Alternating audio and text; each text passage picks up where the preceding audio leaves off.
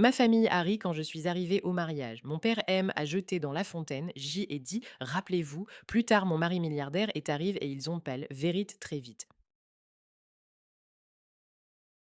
Je m'appelle Amelia Crosswell, j'ai 26 ans et en ce moment même je suis debout, les pieds dans l'eau glacée d'une fontaine, au milieu du mariage de ma propre sœur. La robe, soigneusement choisie par la styliste Grace, colle à ma peau et me tire vers le bas, comme si elle voulait m'entraîner au fond. Mon mascara a coulé, mes sandales flottent quelque part parmi les éclaboussures de marbre, la cour entière résonne de rire. Regardez notre mannequin, s'exclame mon père, déclame Crosswell en levant sa coupe de champagne. Elle n'a même pas réussi à trouver un mari. Les invités applaudissent, certains des jeunes associés de son entreprise sifflent, d'autres filment déjà la scène avec leur téléphone. Pour le chat interne, bien sûr. Grace, dans sa robe blanche, se détourne de son fiancé, faisant comme si de rien n'était. Sa mère, Lynn, se tient derrière son père, coiffure parfaite, collier de perles parfait autour du cou, expression parfaite de rien. Elle regarde quelque part au-dessus de ma tête, comme si le mur derrière moi diffusait les informations du soir plutôt que l'humiliation de sa fille aînée. Je sens de minces filets d'eau couler le long de mon dos, des frissons me parcourir les bras, mais à l'intérieur, je me sens étrangement calme, voire étrangement sereine. Peut-être parce que ce n'est pas la première fois que je suis jetée à l'eau. Simplement, cette fois-ci, c'est littéralement le cas. Je pose lentement le pied sur le bord en marbre de la fontaine, je sens mes semelles glisser. L'un des invités fait mine de vouloir me tendre la main, mais s'arrête aussitôt, de peur de mouiller la manche de sa veste coûteuse. Je grimpe toute seule, l'eau s'écoule lourdement de ma robe sur le carrelage. Le vent froid du soir soulève le tissu mouillé, le colle à mon corps si étroitement que j'ai envie de crier, mais je ne le fais pas. Je lève la tête, je regarde tout le monde autour de moi. Certains détournent le regard, font semblant de ne pas me remarquer. D'autres, au contraire, me regardent avec une curiosité non dissimulée, comme pour dire il va se passer quelque chose. Je croise le regard de mon père. Il est satisfait, le teint rougeâtre à cause de l'alcool, mais son regard est lucide. Il est parfaitement conscient de ce qu'il a fait. Il a remis à sa place donc sa firme à problème et il l'a fait devant un public soigneusement sélectionné. Je souris, lentement, à travers l'eau qui coule de mon menton. Souvenez-vous de cet instant, dis-je assez fort pour que tout le monde ne m'entende pas, mais suffisamment de personnes. Les rires s'éteignent pendant une seconde, puis quelqu'un rit nerveusement. Il doit penser que c'est une mise en scène de ma part, qu'ils pensent ce qu'ils veulent. Je sors mon téléphone de mon sac à main. Il est mouillé lui aussi, l'écran est couvert de petites gouttes, mais il fonctionne. Mes doigts tremblent légèrement, mais ce n'est pas à cause du froid. J'ouvre le chat que je considère depuis un an comme mon seul refuge. Viens, s'il te plaît, tout de suite. J'envoie et je range mon téléphone. L'une des tendres, Joanne, s'approche et me tapote l'épaule comme si j'avais 7 ans et non 26. Oh, ma chérie, ne t'inquiète pas. Ton père plaisante, tu le connais, tu le sais bien, murmure-t-elle, le visage ridé se crispant dans une tentative de compassion. Je sais, répond-je. C'est justement le problème. Je me retourne et traverse la cour pour me diriger vers la table où les jeunes devaient s'asseoir. J'aurais dû être là aussi, quelque part au bord, comme l'ombre de Grâce, mais après 30 secondes dans la fontaine, je me fiche de la disposition des places. Les carreaux sont glissants sous mes pieds nus, les gens s'écartent, me laissant un étroit passage qui sent le parfum, le champagne et le plaisir des autres. Amélie, dit enfin ma mère en m'attrapant par le coude, entre, tu es toute mouillée, tu vas attraper froid. Non, dis-je calmement en me libérant. Je vais attendre ici. Elle fronce les sourcils, mais n'insiste pas. Il y a trop de regards. Dans notre famille, l'image est primordiale, même si cette image vient de devenir un peu glissante et humide. Grace se tient sous une arche décorée de roses blanches, tenant la main de son fiancé, Tyler. Il a l'air perdu, son regard va et vient entre mon père et moi. Grace et lui chuchotent, et j'entends presque certains mots. Encore elle. Elle n'aurait pas dû venir. Tout le monde regarde. Je souris encore plus largement. Je me sens soudainement légère. Ce que j'ai tant redouté toute ma vie est déjà arrivé. Ça ne peut pas être pire. Quelques longues minutes s'écoulent. La musique recommence à jouer, le présentateur plaisante dans le micro, essayant de remettre la fête sur les rails. Les serveurs contournent prudemment la flaque près de la fontaine, comme s'il s'agissait simplement d'une boisson renversée et non de la colonne vertébrale brisée de quelqu'un. Je regarde le portail, une porte métallique noire, de hauts murs, des gardes. Le mariage est totalement fermé aux journalistes et aux étrangers. Declan a insisté pour qu'aucune caméra ne s'introduise ici, à l'exception du vidéaste qu'il a engagé. Il aime contrôler l'image, il contrôle toujours tout. Mon téléphone vibre dans mon sac à main, je le sors et lis un court message. J'arrive dans 15 minutes. Je sens quelque chose se serrer en moi, ce n'est pas de la peur, c'est autre chose. Un soulagement mêlé à quelque chose qui ressemble à un sentiment de vengeance dont je suis à la fois honteuse et ravie. Je lève la tête, mon père est en train de raconter une histoire sur le fait que notre Grâce savait depuis son enfance ce qu'était la responsabilité, contrairement à certains. Les invités rient poliment, Lynn se tient à côté de lui et ajuste sa cravate, même s'il n'en a pas besoin. Ils ont l'air d'un couple idéal sorti d'une brochure caritative. Je les regarde et je pense à quel point ils connaissent peu ma vie. Pour eux, je suis une fille qui est partie à New York pour jouer au mannequin, renonçant à une place confortable dans l'entreprise familiale. Une fille qui, selon mon père, a troqué le nom de Crosswell contre des séances photo bon marché. Une fille qui est restée seule. Ils ne savent pas qui attend derrière le portail. L'alarme à l'entrée émet un léger bip. Je vois le gardien s'approcher du panneau de contrôle et appuyer sur le bouton. Le portail commence à s'ouvrir lentement. Une Bentley noire entre dans l'allée. Sa carrosserie laquée reflète les guirlandes lumineuses. La voiture roule lentement, sans ostentation, mais dans le silence qui s'est soudainement abattu sur la cour, chaque mètre parcouru semble plus bruyant que la musique. Les conversations s'éteignent. Certains se retournent, d'autres froncent les sourcils. On n'attendait plus d'invités. La liste a été approuvée par Declan en personne, chaque nom a été vérifié, personne ne vient ici comme ça. La voiture s'arrête au milieu de l'allée, à quelques pas de la fontaine. Le chauffeur sort, fait le tour de la voiture, ouvre la porte arrière. Il sort calmement de l'habitacle. Noah Westerling, grand, vêtu d'un costume bleu foncé qui lui va comme un gant, sans cravate, juste une chemise blanche dont le bouton du haut est déboutonné. Ses cheveux sont légèrement ébouriffés, comme s'il était pressé et passait constamment ses doigts dans ses cheveux. Son visage est calme, mais son regard est tendu, attentif, évaluant immédiatement l'espace, les gens, l'itinéraire. Il me voit en premier. Ses sourcils se lèvent légèrement lorsque son regard glisse sur ma robe mouillée, mes pieds nus, les gouttes d'eau sur mon cou. En un instant, il s'en va, rapidement, avec assurance, droit à travers la foule qui s'écarte devant lui sans un mot. Il s'approche de moi sans prêter attention aux dizaines de regards qui se poseront sur nous. Ses mains se posent sur mes épaules, chaudes, fortes, vérifiant que je ne tremble pas, que je ne suis pas blessée. Il se penche vers moi et je sens l'odeur familière de son parfum mêlée à l'air froid. Désolé d'être en retard, ma chérie, dit-il doucement, mais de manière à ce que ses proches puissent l'entendre.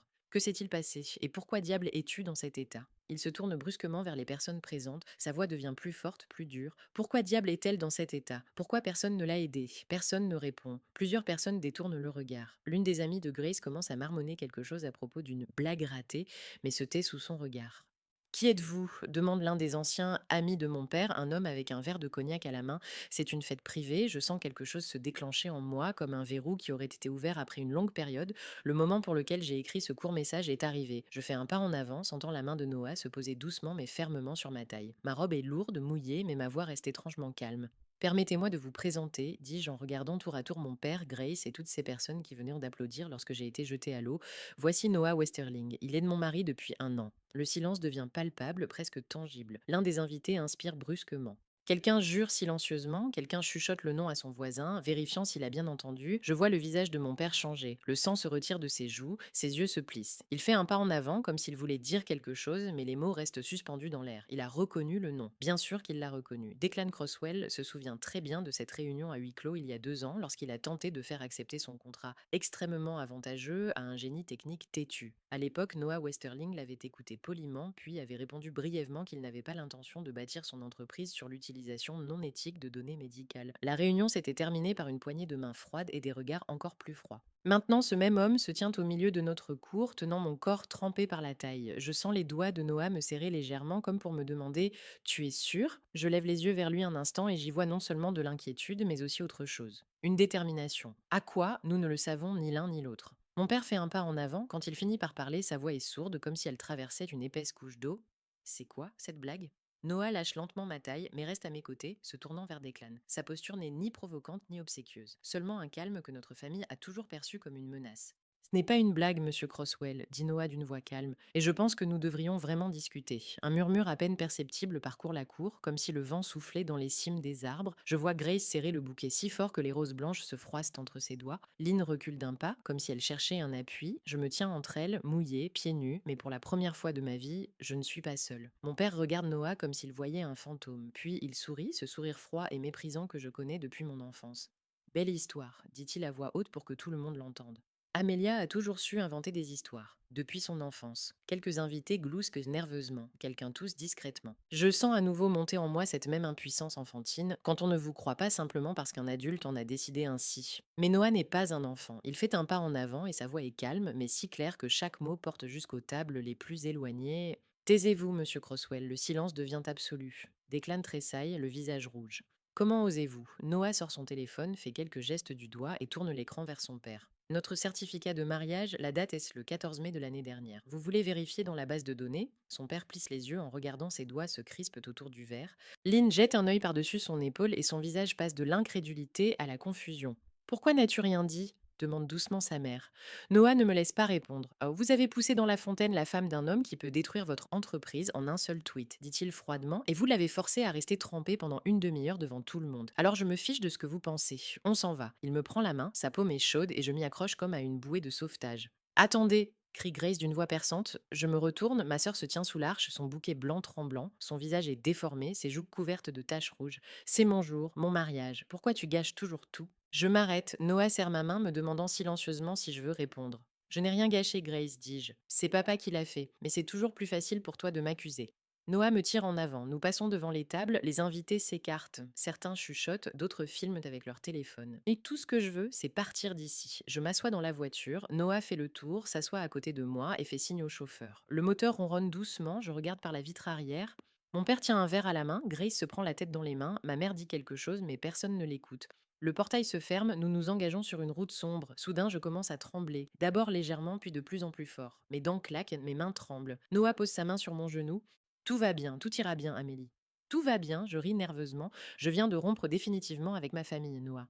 C'est eux qui ont choisi cette voie, dit-il en m'enlaçant, pas toi. Ton père a décidé de t'humilier devant tout le monde. Tu as simplement fait comprendre que tu ne le tolérerais plus. Je me blottis contre son épaule, hume son odeur familière. Je ferme les yeux, j'essaie de calmer ma respiration. Noah me caresse les cheveux, me murmure quelque chose à l'oreille. Le trajet dure près d'une heure. Le téléphone dans ma pochette commence à vibrer, d'abord une fois, puis sans discontinuer. Je le sors et regarde l'écran. 12 appels manqués de Grace, 8 de ma mère, un de Violette. Ne les lis pas maintenant, me conseille Noah, mais je ne peux pas m'en empêcher, j'ouvre celui de Grace. Tu as détruit mon mariage, tu es une salope égoïste, Amélie. Tout le monde chuchote, papa est ivre, maman pleure. Je ne veux plus te voir, jamais. Je pose le téléphone, mes mains tremblent. Grace, dis-je brièvement. Elle me déteste. On t'a traité comme ça à son mariage, alors peu importe, corrige Noah. J'ouvre le message de ma mère. Il faut qu'on parle, s'il te plaît.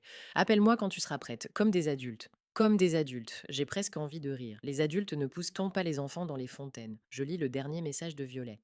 Il est furieux, Amélie. Fais attention, je ne sais pas ce qu'il va faire. Je le montre à Noah. Il serre les lèvres. Il va se calmer et ravaler sa colère, et sinon ce sera pire pour lui, dit-il.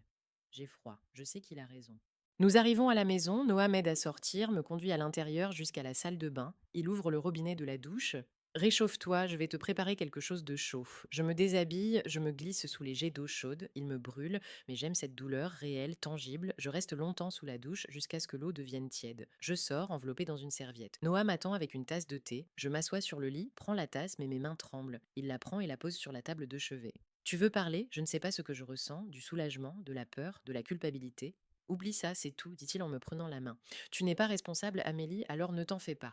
Le téléphone vibre à nouveau, puis encore. De nouveaux messages de Grace, des tantes, des connaissances de mon père. Tous parlent de inadmissibilité, de fêtes gâchées. Noah prend le téléphone, coupe le son et le pose sur l'étagère du fond.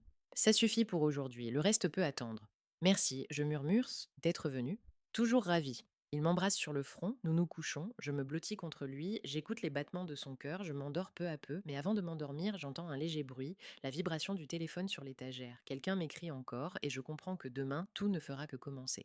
Les 3 jours qui suivent le mariage s'écoulent dans un silence étrange et nerveux. J'essaie de reprendre mon rythme habituel. Tournage, appel à mon agent, promenades en ville, mais à l'intérieur, tout résonne comme une corde tendue, prête à se rompre à tout moment. Noah travaille à la maison pour être près de moi. Il ne le dit pas à voix haute, mais je le vois. Il attend le prochain coup de son père. Et moi aussi. Les messages arrivent par dizaines, mais je n'ouvre que ceux de Violette, dont elle est la seule à écrire sans hystérie ni accusation. Les autres, ma mère, Grace, des tantes et des cousins, écrivent quelque chose à propos du devoir familial, d'une conversation entre adultes, d'un malentendu à dissiper. Personne ne dit clairement «Désolé que ton père t'ait poussé dans la fontaine». Personne. Mercredi matin, alors que je suis assise dans la cuisine avec une tasse de café, un numéro inconnu m'appelle.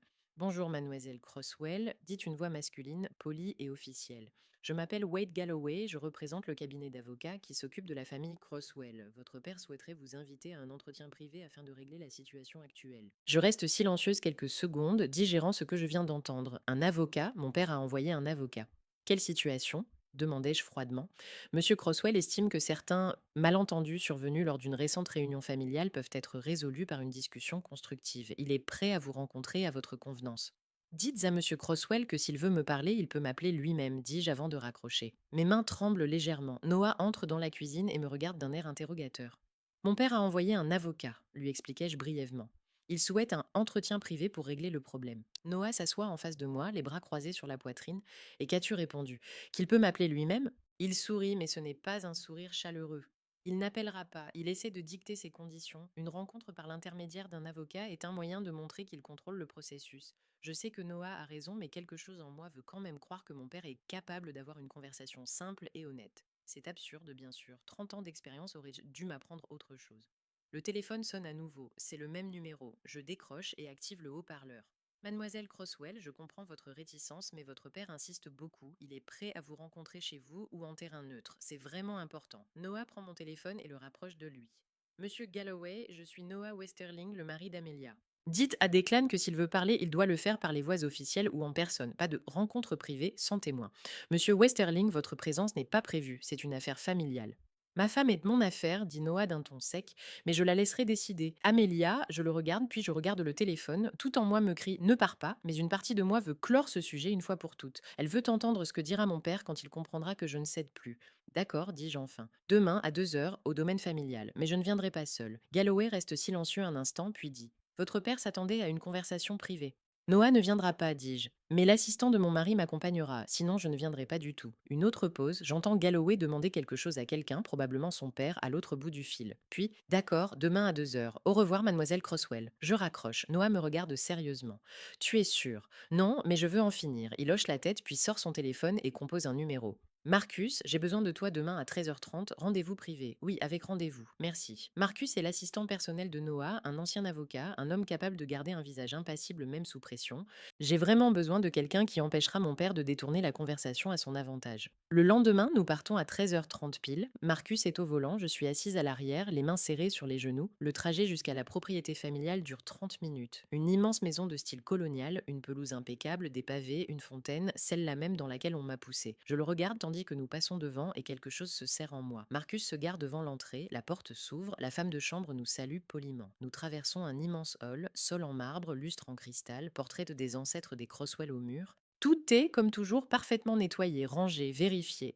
Mon père m'attend dans son bureau, une grande table en chêne, des fauteuils en cuir, un mur couvert de diplômes et de récompenses. Il est assis à sa table, les mains jointes devant lui, le visage calme, mais le regard froid. À côté se tient Galloway, un avocat en costume gris. Ma mère est assise sur le côté, sur le canapé, comme si elle ne participait pas à la conversation, mais faisait partie du décor. Amélie, dit mon père sans se lever. Assieds-toi, je m'assois en face de lui. Marcus reste debout derrière, légèrement sur le côté. Il sort son téléphone et le pose sur la table. La conversation sera enregistrée, dit-il d'un ton neutre, pour le procès verbal. Le père lui lance un regard sévère.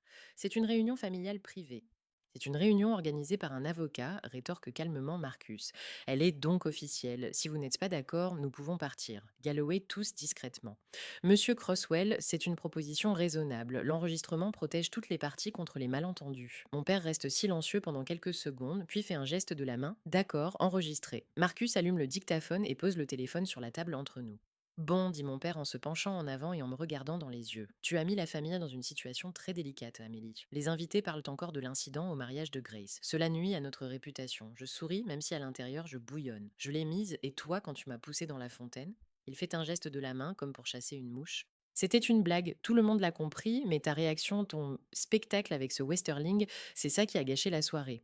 J'ai présenté mon mari, c'est ça ton spectacle? Tu savais que cela humilierait Grace, intervient timidement ma mère. Le jour de son mariage, je me tourne vers elle, je regarde ses yeux familiers et fatigués. Maman, on m'a poussé dans l'eau devant une centaine de personnes. Je me tenais là, trempée, et tout le monde riait. Qu'est-ce que j'aurais pu faire d'autre? Elle détourne le regard, elle reste silencieuse, comme toujours. Mon père tape du poing sur la table pour attirer l'attention. Ça suffit, nous ne sommes pas ici pour discuter des détails, nous sommes ici pour trouver une solution. Voici ma proposition, tu déclares publiquement que tout cela n'était qu'un malentendu. Que les émotions ont pris le dessus, mais qu'en réalité, nous sommes tous une famille aimante. Nous organisons un déjeuner commun, une séance photo, peut-être une petite interview pour une publication caritative. Et tout le monde oublie l'incident. Je le regarde, incrédule. Tu es sérieux? Tout à fait, c'est une solution raisonnable pour tout le monde. Je me lève. Marcus s'approche, prêt à intervenir si nécessaire. Jamais, dis-je clairement, je ne mentirai pas pour préserver ta réputation. Mon père se lève également, son visage s'assombrit. Alors prépare-toi à en subir les conséquences, Amélie. Marcus intervient immédiatement d'une voix tranchante. Monsieur Crosswell, devons-nous considérer cela comme une menace personnelle? Mon père lui lance un regard froid. C'est un avertissement. Je protège ma famille, je l'ai toujours fait. Tu la défends? Je ris amèrement. Tu m'as humiliée pendant des années et maintenant tu me menaces parce que j'ai osé montrer que ma vie ne t'appartient pas. Il sourit, mais son sourire n'est pas chaleureux. Tu as fait ton choix. Maintenant, je vais faire le mien. Je me retourne et me dirige vers la porte. Marcus me suit, emportant le téléphone qui se trouve sur la table. Derrière moi, j'entends la voix de ma mère. Déclane, tu ne devrais peut-être pas. Tais-toi, Lynn.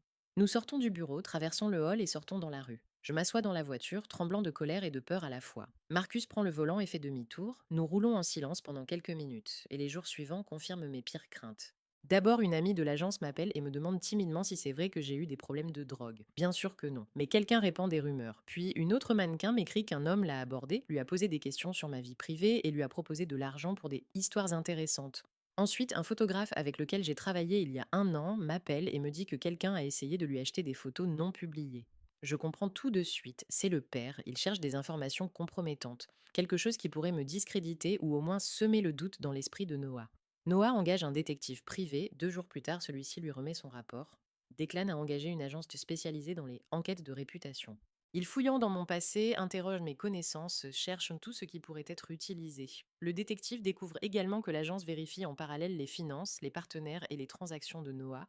Il cherche des points faibles. Je suis assise dans le bureau de Noah, je tiens ce rapport entre mes mains et je n'arrive pas à y croire. Il ne s'arrêtera pas, dis-je doucement.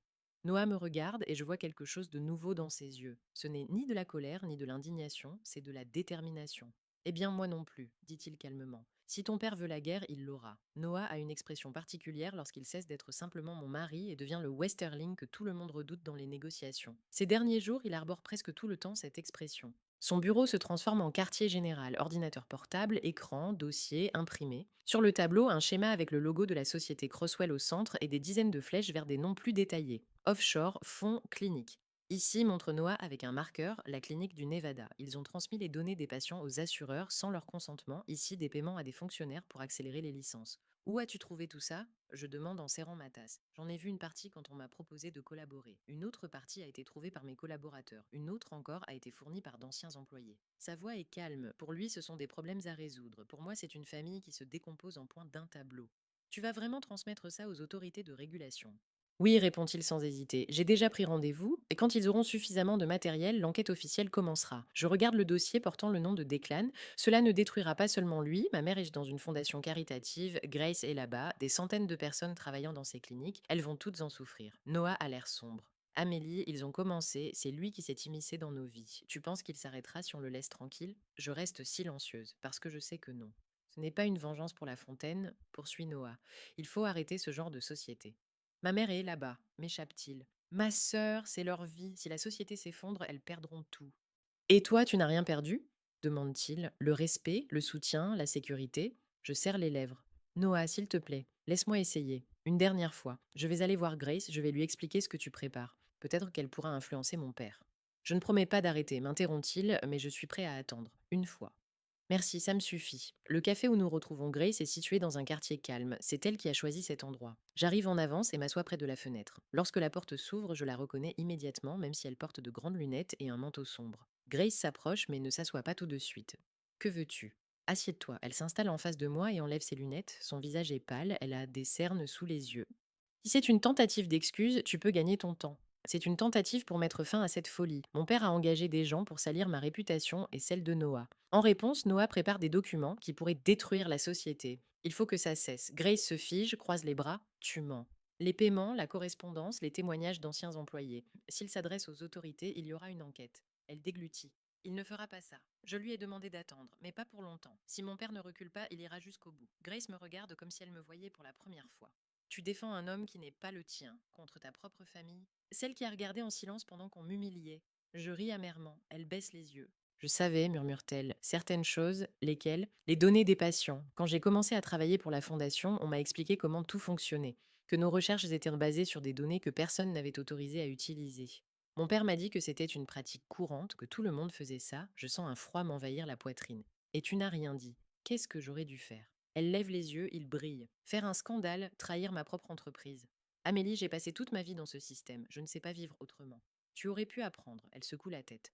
Tu as toujours été différente. Tu pouvais partir, pas moi. Depuis mon enfance, on m'a répété, tu poursuivras l'œuvre de ton père. Si la société s'effondre, je n'aurai plus rien. Et là, je la vois comme je ne l'ai jamais vue. Pas sûre d'elle, pas parfaite, mais fragile et épuisée. Pas une princesse, mais une prisonnière dans une cage dorée. Tu avais toi-même, et c'est plus que ce qu'il n'y paraît. Elle rit nerveusement. C'est facile à dire quand on est marié à un milliardaire. J'avale ma salive. Même avant Noah, j'étais une personne qui prenait ses propres décisions. Tu peux le faire aussi. Tu sais que ce que fait l'entreprise n'est pas juste. Et pourtant, tu restes. Elle se tait. Des larmes apparaissent au coin de ses yeux. J'avais peur. Si je m'opposais à lui, tu ne comprends pas ce que devient Declan quand quelqu'un lui résiste. J'en ai vu assez et je n'ai plus peur. Nous restons assises en silence. Le café se remplit de monde, quelqu'un rit, de la musique retentit. Que veux-tu exactement de moi demande enfin Grace. Que tu lui parles, que tu lui dises donc que s'il n'arrête pas, Noah ira jusqu'au bout. Et tu es sûr qu'il t'écoutera? Non, mais s'il écoute quelqu'un, c'est toi. Elle détourne le regard. D'accord, je vais essayer, mais je ne promets rien. C'est suffisant, je me lève. Tu pourrais sortir de tout ça, tout comme moi. Oui, ce serait difficile, mais tu n'as pas à vivre dans la peur pour le reste de ta vie. Je ne suis pas comme toi, je ne sais pas qui je suis sans ce nom. C'est justement ce qui fait peur, mais un jour tu devras quand même le découvrir. Elle ne répond pas, elle cache ses yeux derrière ses lunettes. Je sors du café, je respire l'air froid, j'ai un nouveau message de Noah sur mon téléphone. Comment vas-tu? J'hésite, puis j'écris. Je ne sais pas, elle savait, à propos des données, elle va le dire à mon père, mais je ne crois pas qu'il reculera. La réponse arrive presque immédiatement. Alors, après ta conversation, on jouera selon mes règles. Je mets mon téléphone dans ma poche et je comprends que je me trouve sur une ligne très fine. Et si mon père fait un pas de plus, cette chance de paix s'évanouira aussi facilement que le sucre dans le café. Les 2 premiers jours après ma conversation avec Grace se passeront dans une attente tendue. J'essaie de travailler, une séance photo pour un catalogue de matériel médical, ce qui est ironique étant donné que c'est précisément cette industrie qui est au centre de notre conflit. Mais je n'arrive pas à me concentrer. Le photographe remarque que mon regard est trop froid, alors que c'est exactement ce qui avait été demandé. Je souris, je fais ce qu'il faut, mais à l'intérieur, tout est tendu dans l'attente du prochain coup. Mon père reste silencieux. Grace aussi. Seule Violette m'écrit brièvement. Il est très en colère. Fais attention. Noah dit que c'est bon signe. Le silence signifie que Declan réfléchit à sa réponse. Mais nous savons tous les deux que s'il fait quelque chose, ce n'est certainement pas pour reculer. Jeudi matin, mon agent m'appelle et me demande timidement s'il y a des problèmes financiers. Je ne comprends pas tout de suite. De quoi parles-tu? Eh bien, l'un de nos gros clients a demandé si tu comptais annuler les contrats en raison d'un changement de circonstances. Je ne sais pas d'où il tire cela. Je raccroche et me rends immédiatement chez Noah. Il est dans son bureau, les yeux rivés sur l'écran de son ordinateur portable, le visage impassible. Que s'est-il passé lui demandai-je. Il tourne l'écran vers moi. On y voit une plateforme commerciale fermée où les investisseurs et les dirigeants d'entreprise échangent des informations. Dans le fil d'actualité, il y a un nouveau message. L'auteur est un profil inconnu, mais le texte est rédigé de manière très professionnelle. Il y a des raisons de s'inquiéter pour la stabilité financière de la société Westerling Tech. Des sources indiquent d'éventuelles manipulations fiscales et une réévaluation des actifs. Nous conseillons aux investisseurs d'attendre avant de réaliser de nouveaux investissements jusqu'à ce que la situation soit clarifiée. Aucune accusation directe, aucune preuve, mais cela suffit pour semer le doute. C'est exactement ce qu'il faut pour que quelques investisseurs prudents retirent leur argent et que les actions baissent légèrement. Quand est-ce apparu demandai-je doucement. Il y a 1 heure, déjà 30 vues, 5 partages. Il ferme son ordinateur portable d'un geste brusque. Ton père a franchi la ligne rouge. Je m'assois dans le fauteuil en face de lui, les mains crispées. Qu'est-ce que cela signifie pour l'entreprise? Pour l'instant, rien de grave, soupire-t-il, mais s'il continue à exploiter ce sujet, cela pourrait poser problème. Les investisseurs sont nerveux, surtout en ce moment, alors que le marché est instable. Une seule allusion à des magouilles et ils retireront leur argent avant qu'il ne soit trop tard. Je le regarde et me souviens soudain de ce moment près de la fontaine où j'ai dit: Souvenez-vous de cet instant. Je me suis promis de ne plus les laisser contrôler ma vie. Et maintenant, mon père fait exactement cela. Il essaie de m'atteindre par l'intermédiaire de Noah. Maintenant, je publie tout, dit Noah froidement en me regardant dans les yeux. Il voulait la guerre. Il l'aura. Je reste silencieuse pendant quelques secondes. Je pense à Grace, à ma mère, aux centaines de personnes qui travaillaient dans l'entreprise, mais ensuite je pense à moi, aux années d'humiliation, de silence, de peur. Au fait que mon père n'a jamais cessé, même quand je l'ai supplié, au fait qu'il n'a toujours pas cessé. Fais-le, dis-je doucement, je ne discuterai plus. Noah hoche la tête, prend son téléphone et compose le numéro de son avocat. J'entends des bribes de conversation. Oui, tout. Transmettre maintenant qu'il se prépare aux questions. Il raccroche et me regarde. Dans 1 heure, ce sera chez les régulateurs. Dans 2 heures, dans la presse. Tu es prête? Je ne sais pas, dis-je honnêtement, mais il n'y a pas d'autre solution. La nouvelle explose plus vite que je ne l'avais prévu. Au début, de petits portails d'affaires publient des titres tels que La société Crosswell fait l'objet d'une enquête, accusée d'utilisation illégale de données médicales. Puis les grands médias reprennent l'information. Le soir venu, tout le monde dans le secteur médical en parle. Je suis chez moi, je fais défiler le fil d'actualité, des photos de mon père lors de conférences, d'événements caritatifs, de réceptions, des photos de cliniques avec le logo Crosswell, des citations d'anciens employés qui parlent de pression, de falsification, d'instructions étranges concernant la collecte de données sur les patients. Mon téléphone explose de messages. Grace m'écrit des dizaines de paragraphes, d'abord avec colère: Tu nous as détruits, tu savais ce qui allait se passer et tu l'as fait quand même. Puis, désespéré, papa a été convoqué pour être interrogé, les actions ont chuté de 30%, maman ne sort pas de sa chambre. Que devons-nous faire? Je lis tout cela assise par terre près de la fenêtre, les genoux serrés contre ma poitrine. Noah est assis à côté de moi, silencieux. Il sait que j'ai besoin d'espace, pas de mots. Je finis par composer le numéro de Grace. Elle répond dès la première sonnerie. Comment as-tu pu? Crie-t-elle immédiatement. Tu nous as détruits, tout ce que papa a construit, tout ce que nous avions. Je vous ai demandé d'arrêter, dis-je calmement, vous n'avez pas écouté, il s'en est pris à Noah, c'est lui qui a choisi cette voie. Il ne faisait que protéger sa famille. La protéger, je ris amèrement. Grace, il a engagé des gens pour salir ma réputation. Sur mon mari, il a publié des mensonges pour nuire à notre entreprise. Ce n'est pas de la défense, c'est une attaque. Elle pleure à l'autre bout du fil. J'entends sa voix se briser. Je lui avais dit que tu ne bluffais pas, mais il ne m'a pas cru. Il pensait que Noah n'oserait pas. C'est qu'il ne connaît pas Noah, dis-je. Et il ne me connaît pas non plus. Tyler a rompu nos fiançailles, dit-elle soudainement à voix basse. Ce matin, il a dit qu'il ne voulait pas faire partie d'une famille corrompue. Le mariage est annulé, encore une fois. Je reste silencieuse, je ne sais pas quoi dire, une partie de moi se sent soulagée, peut-être que Grace va enfin comprendre que sa vie parfaite n'était qu'une illusion, mais une autre partie est simplement triste. Je suis désolée, dis-je enfin. Désolée. Elle rit à travers ses larmes. Tu es désolée, tu as détruit ma vie et tu es désolée. C'est mon père qui a fait ça, la corrigeai-je. Pas moi. S'il s'était arrêté, rien ne serait arrivé. Elle ne répond pas. Elle raccroche. Je tiens le téléphone dans ma main, les yeux fixés sur l'écran noir. Les semaines suivantes sont chaotiques. La presse creuse de plus en plus profondément. De nouveaux témoignages d'anciens employés apparaissent. Quelqu'un raconte comment on les forçait à falsifier des documents. D'autres racontent comment des patients ont été inclus à leur insu dans des études dont les résultats ont ensuite été vendus à des laboratoires pharmaceutiques. D'autres encore parlent de pots de vin versés à des fonctionnaires pour accélérer l'octroi de licence à de nouvelles cliniques. Declan engage les meilleurs avocats, mais la situation est mauvaise. Les autorités de régulation ouvrent une enquête officielle, les actions de la société continuent de chuter. Plusieurs gros clients rompent leur contrat, les banques commencent à revoir leurs crédits. Je regarde tout cela de côté comme si je regardais un film. Parfois, je me sens coupable. Aurais-je pu arrêter cela plus tôt? Aurais-je pu sauver quelque chose? Mais ensuite, je me souviens de la fontaine, du regard de mon père, des années de silence de ma mère, et la culpabilité s'estompe. Violette m'appelle et me dit que mon père a l'air horrible. Il ne dort pas, ne mange pas, passe son temps avec ses avocats, que ma mère s'est réfugiée dans leur maison de campagne et ne sort pas, que Grace a démissionné de l'entreprise et cherche n'importe quel travail pour survivre. Ils sont en train de se désagréger, dit Violette doucement. Toute la famille. C'est ce que tu voulais? Non, réponds-je honnêtement. Je voulais qu'ils me laissent partir, mais ils n'ont pas pu. Vendredi, 3 semaines après la publication des articles, ma mère m'appelle, je regarde l'écran, j'hésite, puis je décroche quand même. Amélie, dit-elle d'une voix calme et fatiguée. On peut se voir, s'il te plaît, j'ai besoin de parler. J'accepte, même si Noah me conseille de ne pas y aller.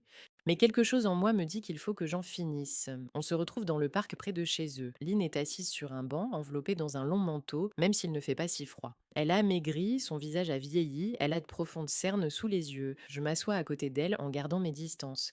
Merci d'être venue, dit-elle doucement, sans me regarder. Que voulais-tu me dire? Elle reste silencieuse pendant quelques secondes, regardant les arbres devant elle. J'ai toujours su que Declan n'était pas un ange, dit-elle enfin, qu'il faisait des choses qui n'étaient pas toujours correctes, mais j'ai fermé les yeux parce que j'avais peur de me retrouver sans rien, sans argent, sans statut, sans sécurité. Je suis née dans une famille pauvre, Amélie, je sais ce que c'est que de ne rien avoir. Et quand j'ai épousé Declan, j'ai décidé que je n'y retournerai jamais, même si cela signifiait me taire. Elle se tourne vers moi et je vois ses yeux briller de larmes. Pardonne-moi de ne pas t'avoir protégée. De l'avoir laissé te maltraiter, d'avoir choisi l'argent plutôt que toi. Je reste assise, les mains serrées sur les genoux. Une partie de moi veut la serrer dans mes bras, lui dire que tout va bien, mais je ne peux pas, parce que tout ne va pas bien. Des années d'humiliation ne s'effacent pas avec une simple excuse. Tu l'as laissé me maltraiter pendant des années, dis-je froidement. Pour l'argent, une seule excuse ne suffit pas, maman. Elle hoche la tête, s'essuie les yeux. Je comprends, je ne te demande pas de me pardonner, je voulais juste que tu saches que je suis fière de toi. Tu es plus forte que moi, tu as fait ce que je n'ai jamais osé faire. Je ne réponds pas, je ne sais pas quoi dire. Nous restons silencieuses pendant quelques minutes, regardant les arbres, les enfants qui courent dans les allées, les couples qui promènent leurs chiens. Que va-t-il se passer maintenant? Demandai-je enfin. Je ne sais pas, soupire-t-elle. Declan peut éviter la prison s'il accepte un accord, mais la société sera probablement vendue ou démantelée. Nous perdrons la plupart de notre argent, nous devrons déménager dans quelque chose de plus petit, de plus simple. Et comment tu vis ça? Elle sourit faiblement. Ça me fait peur, mais c'est peut-être l'occasion de recommencer à zéro. Sans Declan, sans son contrôle, je pense au divorce. Je la regarde avec surprise, elle n'en a jamais parlé. Sérieusement? Sérieusement, j'ai 60 ans, Amélie. Je suis fatiguée d'avoir peur, il n'est peut-être pas trop tard pour apprendre à vivre autrement. J'acquiesce, elle se lève, ajuste son imperméable. Je vais y aller, merci de m'avoir écoutée. Elle s'éloigne lentement, le dos voûté. Je la regarde partir et je ressens soudain non pas de la colère, mais quelque chose qui ressemble à de la tristesse. Pas pour elle, pour ce que nous aurions pu être si elle avait fait un autre choix il y a de nombreuses années. Mais elle n'a pas fait ce choix. Et maintenant, nous vivons toutes les deux avec les conséquences. Je me lève du banc et me dirige vers la sortie du parc. Mon téléphone vibre, c'est un message de Noah. Comment ça s'est passé? Je tape ma réponse. Elle s'est excusée, mais cela ne change rien, pas maintenant. Je continue à marcher, respirant l'air frais. Devant moi, l'inconnu. Mon père n'a pas encore perdu définitivement, même s'il en est proche.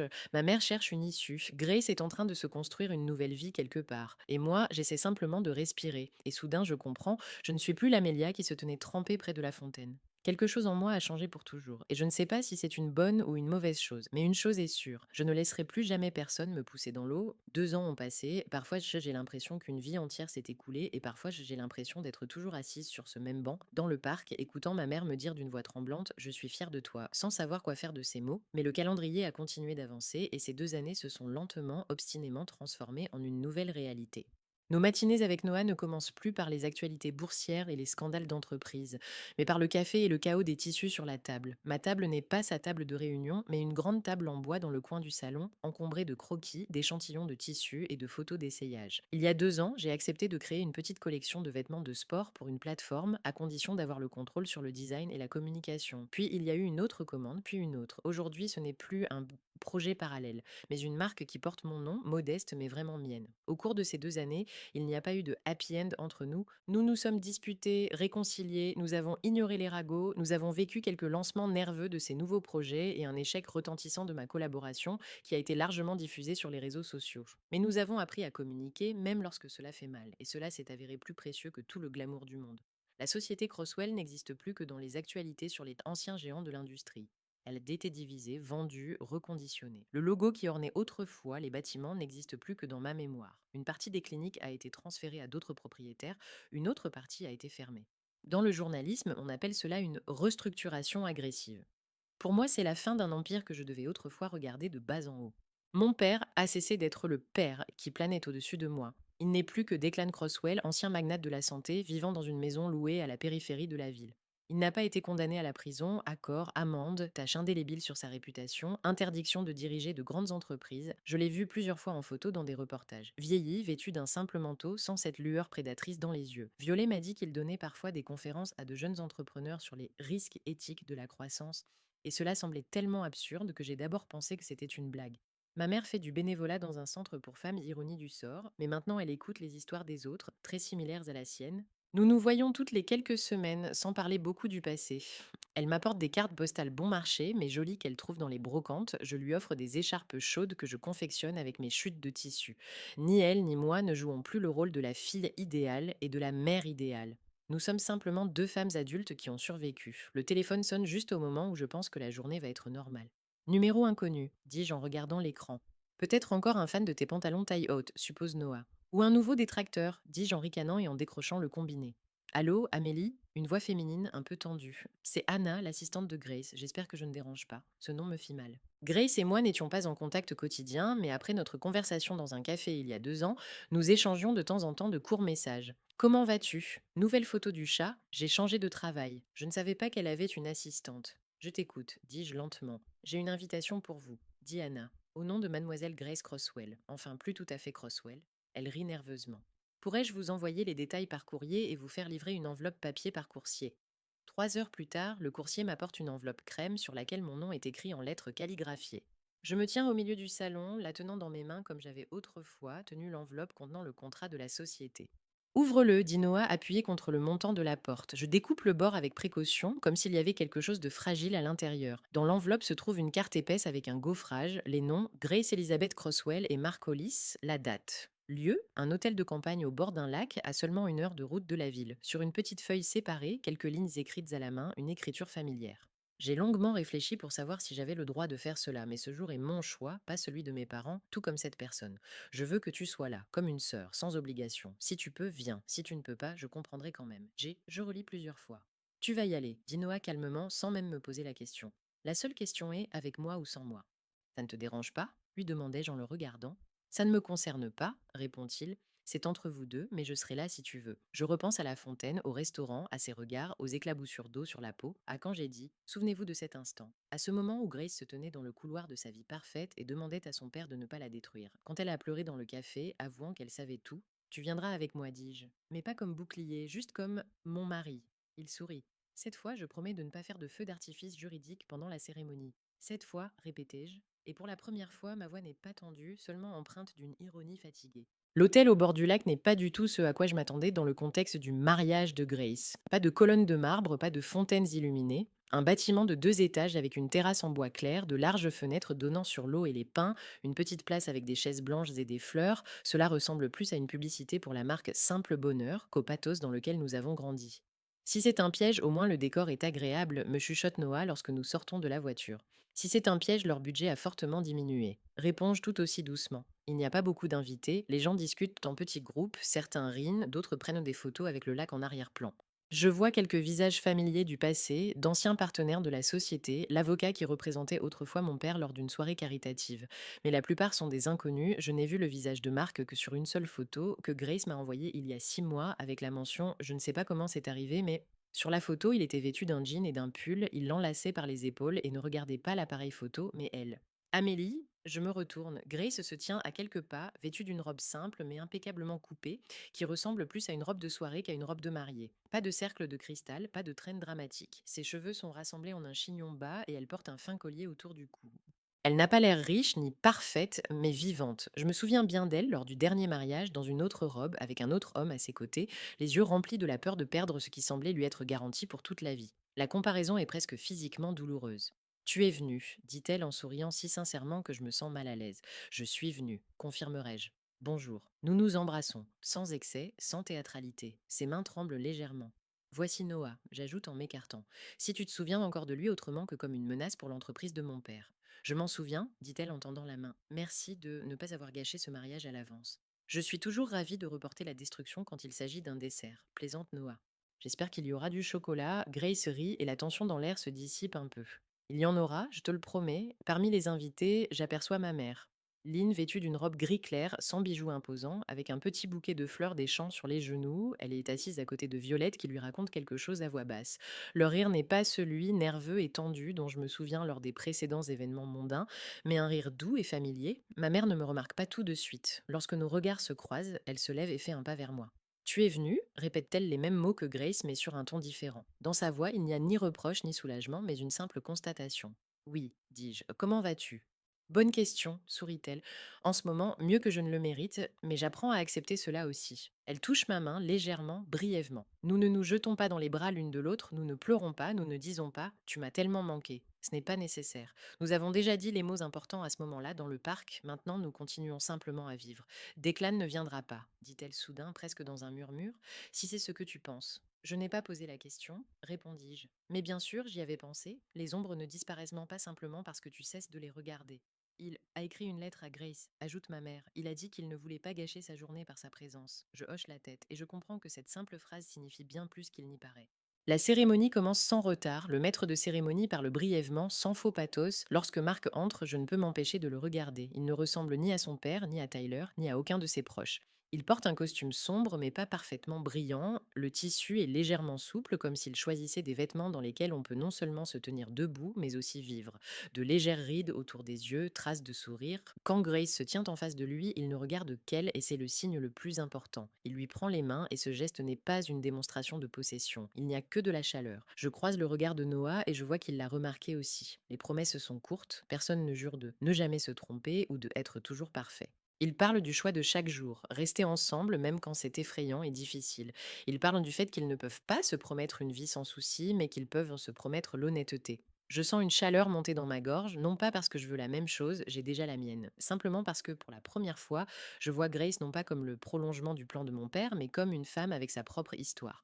Lors du premier toast, plusieurs regards se posent sur moi. Mes anciens partenaires n'ont toujours pas oublié le scandale qui a détruit leur ancien schéma. Je soutiens calmement leurs regards. Je n'ai plus besoin de me justifier. Ils savent ce que j'ai fait. Et je sais pourquoi je l'ai fait. Lorsque le dessert est servi, un gâteau au chocolat, comme Grace l'avait promis, je sens une légère main se poser sur mon épaule. Je te la vole quelques minutes, dit Grace à Noah, à condition que tu me la rendes, répond-il sans lever les yeux de son assiette. Nous sortons sur la terrasse, l'air est frais mais pas froid et l'eau en contrebas scintille à la lumière des guirlandes. Quelque part derrière les arbres, les moustiques doivent bourdonner, mais ils ne peuvent pas entrer ici, grâce à la technologie moderne ou à la magie du décorateur. Merci d'être venu, dit Grace en croisant les bras sur la balustrade. Je sais qu'après tout ça, ça n'a pas été facile. C'est vrai, je ne le nie pas, mais honnêtement moins difficile qu'il y a 2 ans. Tu as changé, dit-elle en me regardant attentivement. Pas seulement ta coiffure. Toi aussi, répondis-je. Et pas seulement ta robe. Elle rit doucement. Tu te souviens quand j'ai dit au café que je ne savais pas vivre autrement, et si l'entreprise faisait faillite, je n'aurais plus rien. Je m'en souviens, j'avais tort, dit-elle en haussant les épaules. Quand tout s'est effondré, j'ai cru que j'allais étouffer, et puis il s'est avéré qu'on pouvait respirer même sans mur doré. C'est difficile au début, puis ça devient simplement différent. Elle se tait un instant, puis continue.